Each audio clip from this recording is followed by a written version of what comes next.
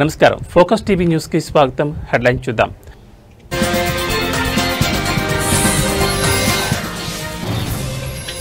జంతువుల బారి నుంచి భక్తుల భద్రతకు టీటీడీ ఏర్పాట్లు తిరుమలకు వెళ్లే మెట్ల మార్గంలో 100 ట్రాప్ కెమెరాలు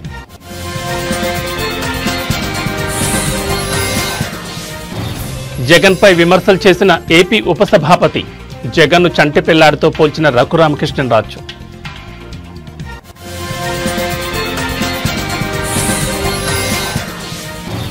ఎన్టీఆర్ జిల్లా నందిగామలో భారీ కుంభకోణం రైతులకు కుచ్చుటోపి పెట్టి 2 కోట్లు స్వాహా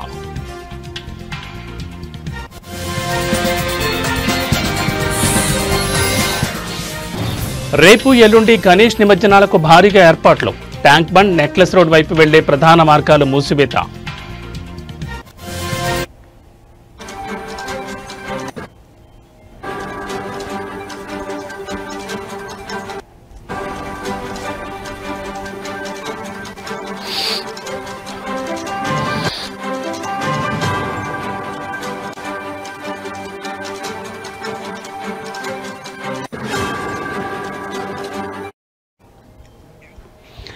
బులెటిన్లో బ్రేకింగ్ న్యూస్ చూస్తున్నాం. శేషాచలం అనగానే అందరికీ గుర్తొచ్చేది ఎర్రచందనం. అయితే అంతే స్థాయిలో అక్కడ వన్యప్రాణులు కూడా ఉన్నాయి.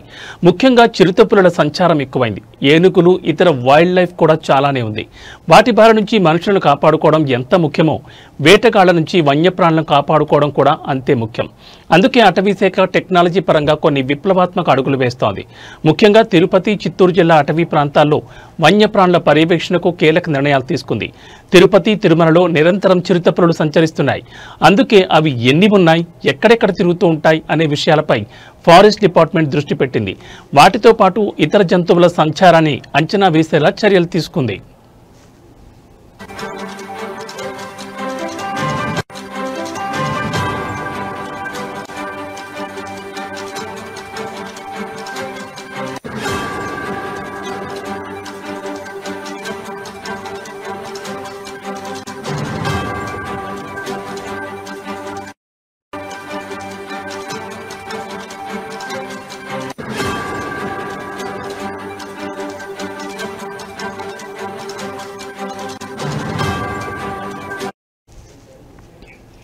అలిపిరి నుంచి తిరుమలకు వెళ్లే మెట్ల మార్గంలో 100 ట్రాప్ కెమెరాలు ఏర్పాటు చేసింది.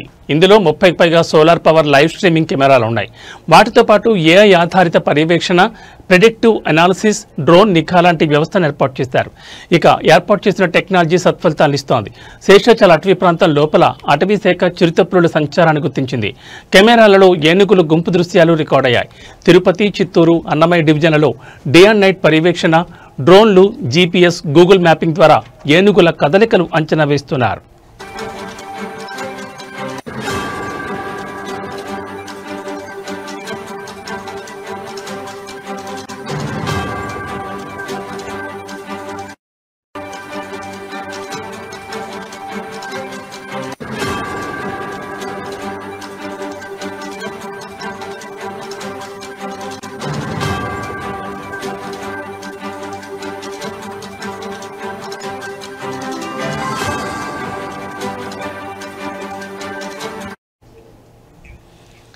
ఏనుగుల దాడులను అడ్డుకట్ట వేయడానికి ప్రత్యేక టాస్క్ ఫోర్స్ ఏర్పాటు చేశారు. భవిష్యత్తులో స్మార్ట్ ఫెన్సింగ్, ఎస్ఎంఎస్ హెచ్చరికలు పంపేలా చర్యలు చేపట్టారు. 24 గంటల పర్యవేక్షణ, సెల్ బయోల్యాబ్ ద్వారా ఏనుగుల డేటా సేకరిస్తున్నారు. కమ్యూనికేషన్, హెచ్చరికలు వాట్సాప్, లౌడ్ స్పీకర్ ద్వారా ప్రజలకు చేరవేస్తున్నారు. తాజా లెక్కల ప్రకారం తిరుపతి డివిజన్లో 40కి పైగా ఏనుగులు ఉన్నట్లుగా గుర్తించారు. ట్రాప్ కెమెరాలు, చిరుతపులి వీడియోలు రికార్డ్ అయ్యాయి. డ్రోన్ కెమెరా, ట్రాప్ కెమెరాల్లోనూ ఏనుగులు సంచరిస్తున్న దృశ్యాలు కనిపించాయి.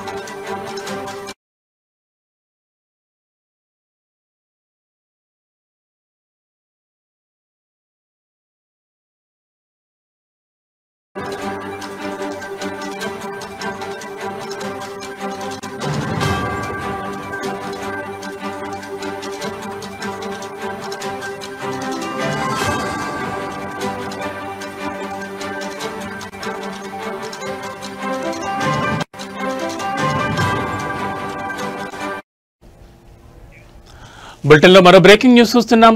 9 రోజుల పాటు అంగరంగ వైభవంగా పూజలు అందుకున్న గణనాథులు గంగమ్మ ఒడికి చేరే సమయం ఆసన్నమైంది. వినాయక చవితి ఉత్సవాల ముగింపు ఘట్టమైన గణేష్ విగ్రహాల నిమజ్జనం సందర్భంగా హైదరాబాద్ మహానగరంలో పోలీసులు సెప్టెంబర్ 6, 7 తేదీల్లో భారీ ట్రాఫిక్ ఆంక్షలు ప్రకటించారు. దాదాపు 28 గంటల పాటు నగరంలోని కీలక మార్గాల్లో వాహనాల రాకపోకలను నియంత్రించనున్నారు. శోభాయాత్ర ప్రశాంతంగా సాఫీగా సాగేందుకు, అదే సమయంలో సాధారణ ప్రజలకు అసౌకర్యం కలగకుండా ఉండేందుకు ఈ చర్యలు తీసుకుంటున్నట్లు నగర పోలీస్ యంత్రాంగం వెల్లడించింది. ఈ సమయంలో నగరవాసులు పోలీసులకు సహకరించి ప్రత్యామ్నాయ మార్గాలను ఎంచుకోవాలని విజ్ఞప్తి చేశారు.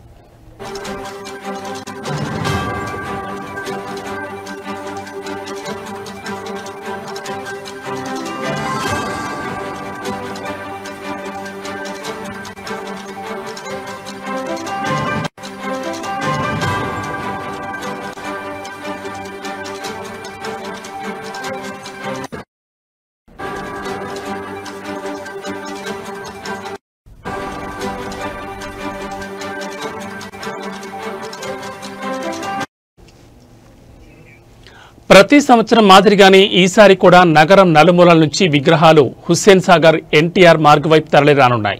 ఇందులో అత్యంత ప్రధానమైన బాలాపూర్ గణేశుడి శోభాయాత్ర బాలాపూర్ నుంచి ప్రారంభమై చాంద్రాయణగుట్ట, చార్మినార్, అబీట్స్, లిబర్టీ మీదుగా ట్యాంక్ బండ్ వైపు సాగుతుంది. అదేవిధంగా సికింద్రాబాద్ ప్రాంతం నుంచి వచ్చే విగ్రహాలు ప్యాట్నీ, ప్యారడైజ్, రాణిగంజ్, కర్బలా మైదాన్ మీదుగా ట్యాంక్ బండ్కు చేరుకుంటాయి. టోలీచౌక్, మెహదీపట్నం, లకడీ కపూర్ ప్రాంతాల నుంచి వచ్చే విగ్రహాలు ఖైరతాబాద్ మీదుగా నెక్లెస్ రోడ్ వైపు వెళ్తాయి. టప్పాచిపుత్ర, హఫీజ్ నగర్ వచ్చే విగ్రహాలు ఎంజే మార్కెట్ వరకు మాత్రమే అనుమతిస్తారు. ఈ ప్రధాన మార్గాలన్నింటిలో సాధారణ వాహనాల రాకపోకలను పూర్తిగా నిలిపివేయనున్నారు.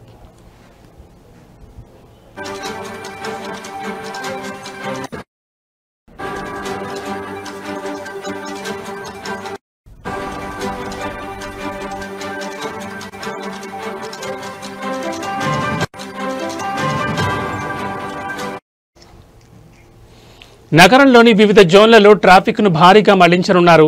ముఖ్యంగా సౌత్ ఈస్ట్ జోన్లలో కేశవగిరి, చాంద్రాయణగుట్ట, ముసారాంబాగ్, చెంచల్గూడ ప్రాంతాల నుంచి వచ్చే ట్రాఫిక్ను ఇతర మార్గాల వైపు పంపిస్తారు. Aliabad, Madina, Nayapul, MJ Market, Shivaji Bridge, Putlibowli, Himayat Nagar, YMCA వంటి రద్దీ ప్రాంతాల్లో కఠినమైన ఆంక్షలు ఉంటాయి.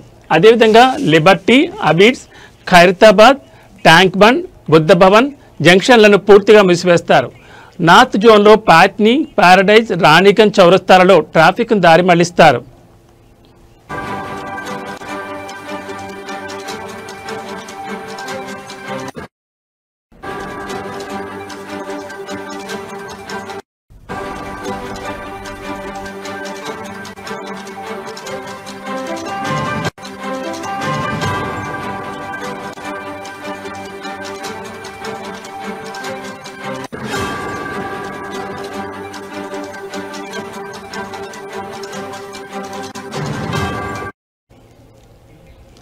విమానాశ్రయానికి వెళ్లే ప్రయాణికులు ఎలాంటి ఇబ్బందులు పడకుండా పీవీఎన్ఆర్ ఎక్స్ప్రెస్ వే లేదా ఔటర్ రింగ్ రోడ్ మార్గాన్ని మాత్రమే ఉపయోగించాలని పోలీసులు సూచించారు. సికింద్రాబాద్ రైల్వే స్టేషన్కి వెళ్లాలనుకునేవారు బేగంపేట, ప్యారడైజ్ మార్గాన్ని ఎంచుకోవడం సురక్షితం. అంతర్రాష్ట్ర జిల్లా బస్సులను చాదర్ఘాట్ వైపు మళ్లిస్తారు. ఆర్టీసీ బస్సులు సైతం రద్దీ సమయాల్లో మెహదీపట్నం, కుకట్పల్లి, సికింద్రాబాద్, ఉప్పల్, దిల్సుఖ్ నగర్, నారాయణగూడ వరకు మాత్రమే వచ్చి వెళ్లనున్నాయి.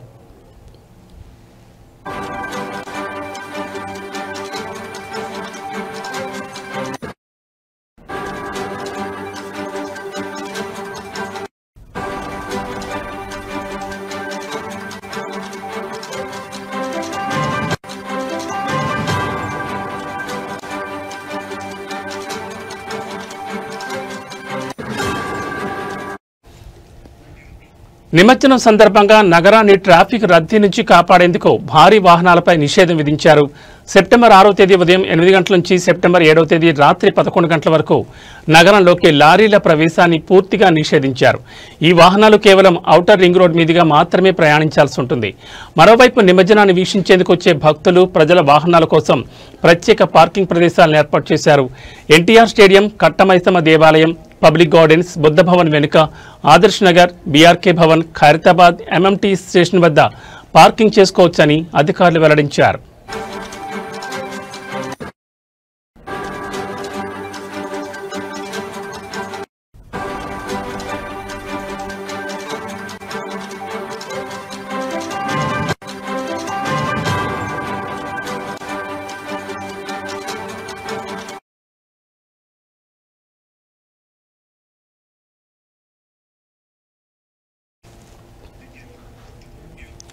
ప్రతిపక్ష హోదా కోసం పట్టుబడుతున్న వైఎస్ జగన్మోహన్ రెడ్డిపై ఏపీ శాసనసభ ఉపసభాపతి రఘురామకృష్ణరాజు తీవ్ర వ్యాఖ్యలు చేశారు. జగన్ చంటిపిల్లాడితో పోలుస్తూ చందమామ కోసం మారం చేస్తున్నట్లుగా వ్యవహరిస్తున్నారని ఎద్దేవా చేశారు. చందమామ వస్తుందా అంటూ ప్రశ్నించారు. జగన్మోహన్ రెడ్డి గారు ఇంకా ఆయన చంటిపిల్లాడు చందమామ సమావేశాలకు జగన్ 60 రోజుల పాటు హాజరు కాకపోతే ఆటోమేటిక్గా డిస్క్వాలిఫై అవుతారని రఘురామకృష్ణరాజు హెచ్చరించారు. ఒకవేళ ఆయన తదుపరి సమావేశాలకు కూడా హాజరు కాకపోతే పులివెందుల అసెంబ్లీ నియోజకవర్గానికి ఉప ఎన్నిక వచ్చే అవకాశం ఉందని పేర్కొన్నారు. ఎమ్మెల్యేగా ఎన్నికైన వారు ఎవరైనా శాసనసభ సమావేశాలను బహిష్కరిస్తే ఆ పదవికి అర్హత లేనట్లే భావించాలని ఆయన స్పష్టం చేశారు. వచ్చినా సరే కేజ్రీవాల్ గారు ఇచ్చారు. అతను రూల్స్ వైలేట్ చేసి ఒక ఛాలెంజ్ లాగా తీసుకోండి పోండి అన్నట్టుగా ఆయన ఇచ్చాడు. అది రూల్కి వ్యతిరేకంగా ఆయన ఇచ్చాడు. ఎవరో ప్రశ్నించలేదు, నడిచిపోయింది. కానీ ఇప్పుడు అది చూపెట్టి మరి 175 వస్తాయని చెప్పని మరి 11 వచ్చిన తర్వాత మళ్ళీ ఎలాగ ప్రజాభిమానం పొందాలి అన్న ఆలోచన లేకుండా మిస్సం సినిమా చూసారా? రమణారెడ్డి గారు మేరీ ప్లీజ్ అంటూ ఉంటాడు సావిత్రి గారిని. అలాగా అన్నిసార్లు ప్రతిపక్ష హోదా ప్లీజ్ అవసరమా? మరి 5 సంవత్సరాలు ముఖ్యమంత్రిగా ఆయన ఇష్టం వచ్చినట్టుగా పరిపాలించిన ఆ వ్యక్తికి ఇది అవసరమా అనేది పునరాలోచించుకోవాలి. ఎనీహౌ మాకు కొన్ని రూల్స్ ఉన్నాయి. 60 రోజుల పాటు ఆయన అసెంబ్లీ సమావేశాలకు రాకపోతే ఆటోమేటిక్గా అది మా చేతుల్లో కూడా ఏం ఉండదు. ఆటోమేటిక్గా ఆయన డిస్క్వాలిఫై అయిపోతారు.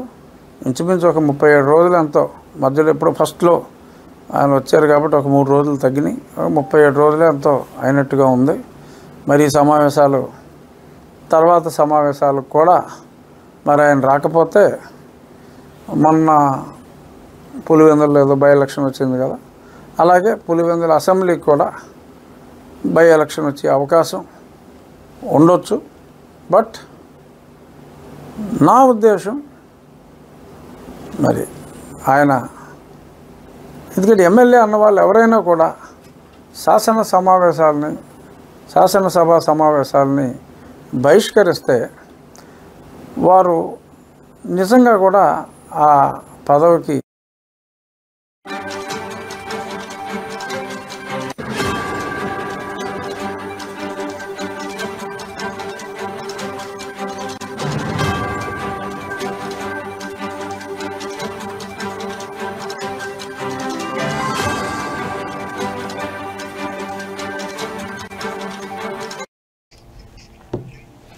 బులెటిన్లో మరో బ్రేకింగ్ న్యూస్ చూస్తున్నాం. ఎన్టీఆర్ జిల్లాలోని నందిగామ మండలం పెద్దవరం సహకార సొసైటీలో భారీ కుంభకోణం వెలుగులోకి వచ్చింది.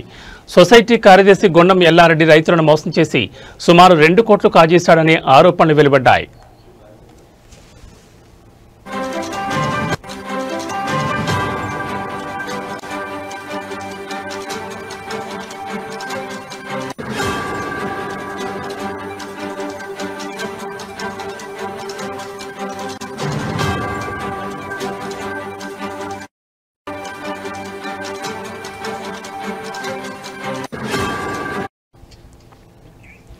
గత 30 సంవత్సరాలుగా గుమాస్తాగా పనిచేస్తున్న ఎల్లారెడ్డి 2014లో కార్యదర్శిగా పదోన్నతి పొందాడు.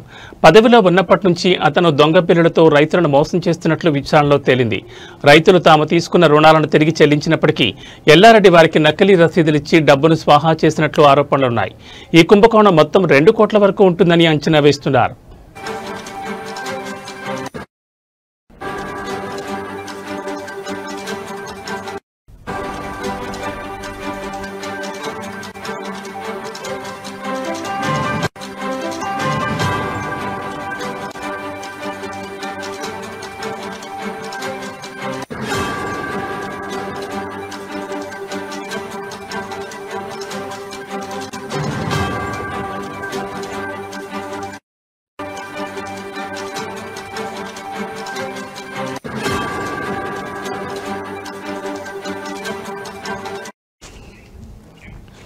ఈ విషయంపై అధికారులు సీరియస్ గా స్పందించారు.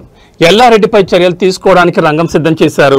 అధికారులు ఇప్పటిపై దీనిపై విచారణ ప్రారంభించి పూర్తి వివరాలు సేకరిస్తున్నారు. విచారణ పూర్తయిన తర్వాత 1-2 రోజుల్లో ఎల్లారెడ్డిని సస్పెండ్ చేసే అవకాశం ఉందని తెలుస్తోంది.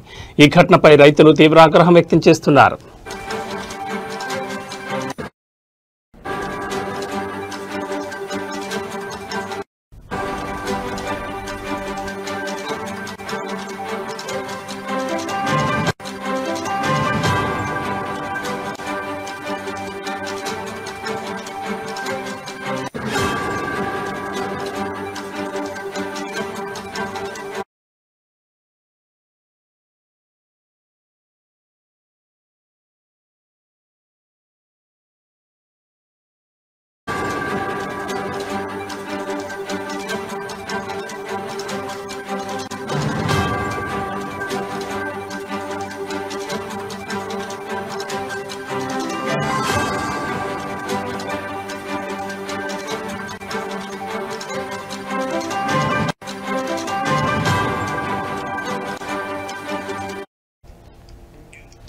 బులెటిన్లో మరో బ్రేకింగ్ న్యూస్ చూస్తున్నాం. జూబ్లీ హిల్స్ లోని తన నివాసంలో ముఖ్యమంత్రి రేవంత్ రెడ్డిని జర్మనీకి చెందిన ప్రముఖ వైద్య పరికరాల తయారీ సంస్థ బీబిగ్ medical chairman and CEO John Chan నేతృత్వంలోని ప్రతినిధి బృందం మర్యాదపూర్వకంగా కలిసింది.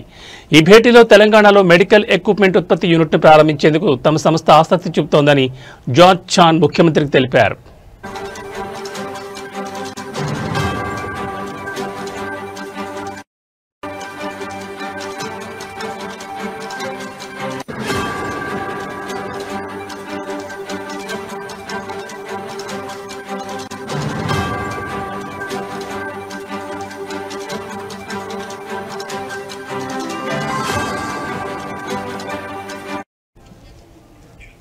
తెలంగాణలో పెట్టుబడులు పెట్టడానికి ముందుకు వచ్చిన జర్మనీ కంపెనీ నిర్ణయాన్ని ముఖ్యమంత్రి రేవంత్ రెడ్డి స్వాగతించారు.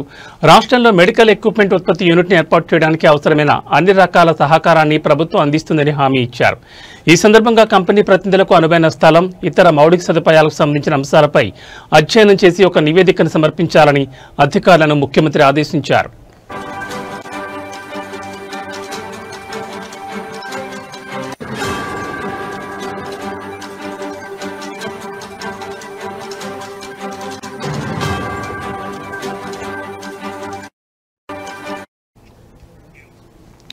ఈ సమావేశంలో తెలంగాణలోని ప్రభుత్వ ఆసుపత్రుల్లో అత్యాధునిక వైద్య పరికరాలతో పాటు క్యాన్సర్ చికిత్సకు అత్యంత కీలకమైన రేడియేషన్ సెంటర్లను ఏర్పాటు చేయాలని ముఖ్యమంత్రి బీబిగ్ మెడికల్ ప్రతినిధులను కోరారు. తద్వారా రాష్ట్రంలో క్యాన్సర్ రోగులకు మెరుగైన వైద్య సేవలు అందుబాటులోకి వస్తాయని ఆయన అభిప్రాయపడ్డారు. ఈ పెట్టుబడుల ద్వారా తెలంగాణలో ఉపాధి అవకాశాలు పెరుగుతాయని, రాష్ట్రం వైద్య పరికరాల తయారీలో ఒక హబ్గా ఎదుగుతుందని నిపుణులు భావిస్తున్నారు.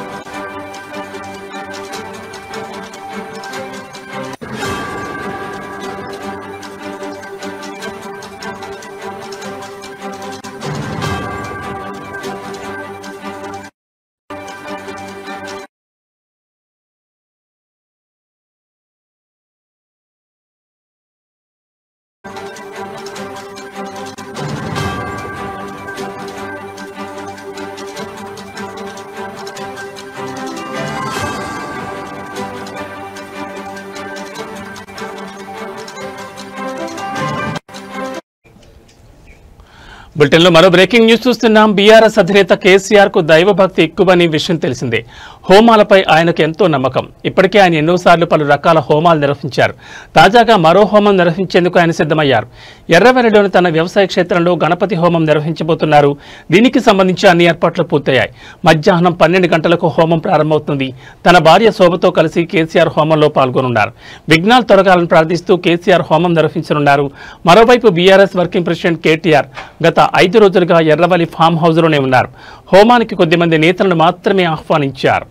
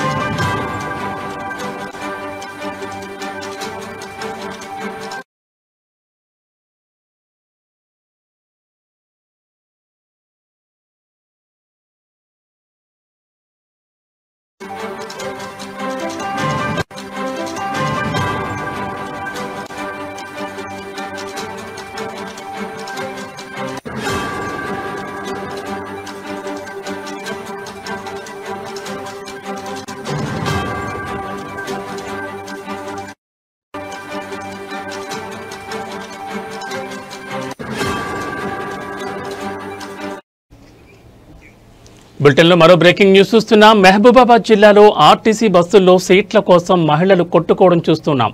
కానీ మహబూబాబాద్ జిల్లా కేంద్రంలో యూరియా బస్తాల కోసం ఇద్దరు మహిళలు జుట్టు పట్టుకుని కొట్టుకోవడం అందరినీ ఆశ్చర్యపరిచింది.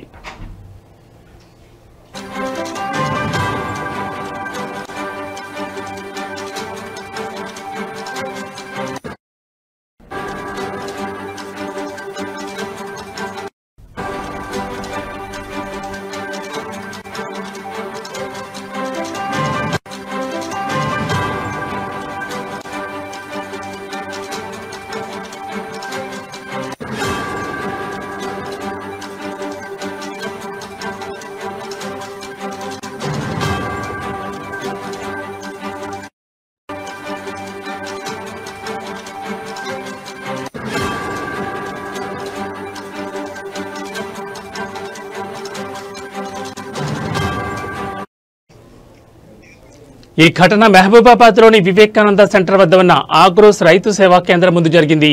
యూరియా కోసం రైతులు, మహిళలు తమ ఆధార్ కార్డు జిరాక్స్లతో పెద్ద సంఖ్యలో బారులు తీరారు. ఈ క్రమంలో తోపులాట జరిగింది. దీంతో ఇద్దరు మహిళలు తీవ్ర వాగ్వాదానికి దిగి చివరికి ఒకరి జుట్టు మరొకరు పట్టుకుని రోడ్డుపైనే కొట్టుకున్నారు.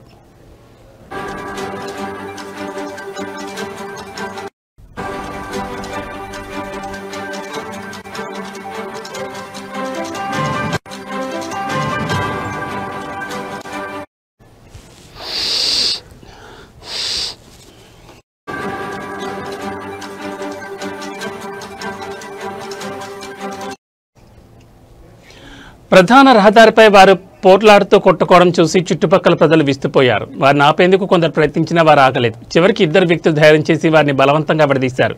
ఈ ఘటనకు సంబంధించిన వీడియోలు వాట్సాప్లో బయలుదేరుతున్నాయి.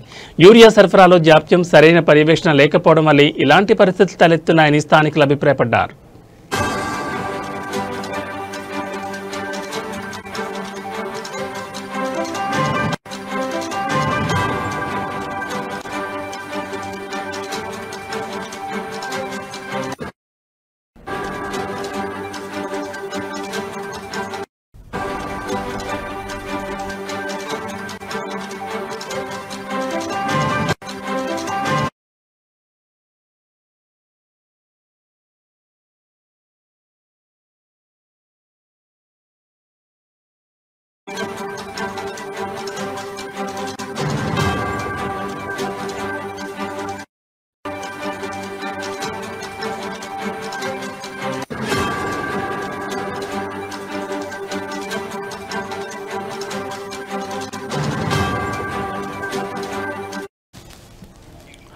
బులెటిన్లో మరో బ్రేకింగ్ న్యూస్ చూస్తున్నాం. రాజన్న సిరిసిల్ల జిల్లా తంగళ్లపల్లి మండలం పద్మానగర్లోని ఇందిరానగర్లో గురువారం రాత్రి రెండు వర్గాల మధ్య ఘర్షణ చోటు చేసుకుంది.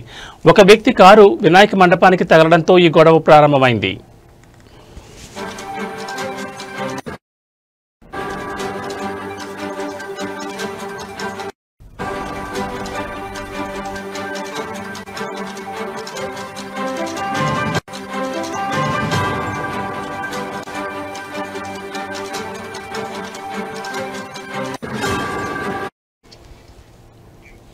ఈ ఘటనతో ఆగ్రహానికి గురైన రెండు గ్రూపులు పరస్పరం దాడులు చేసుకున్నాయి.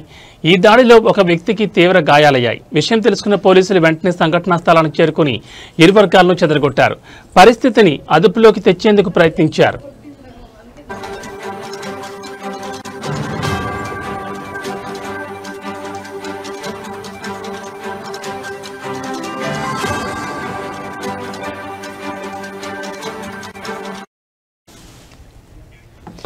ఈ గొడవకు సంబంధించిన పూర్తి వివరాలపై పోలీసులు దర్యాప్తు చేస్తున్నారు.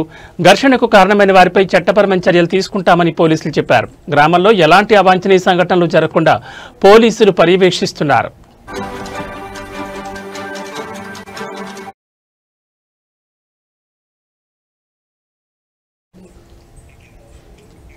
ఇవి బులెటిన్ అప్డేట్స్. మరిన్ని అప్డేట్స్తో మళ్ళీ కలుద్దాం. నమస్కారం.